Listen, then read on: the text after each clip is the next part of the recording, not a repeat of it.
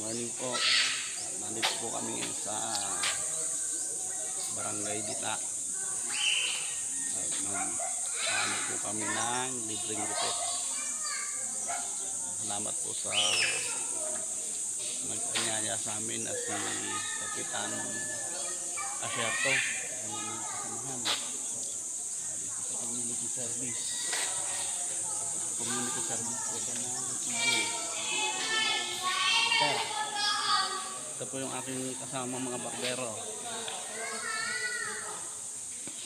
Maya po na konti. Yan nga po kami.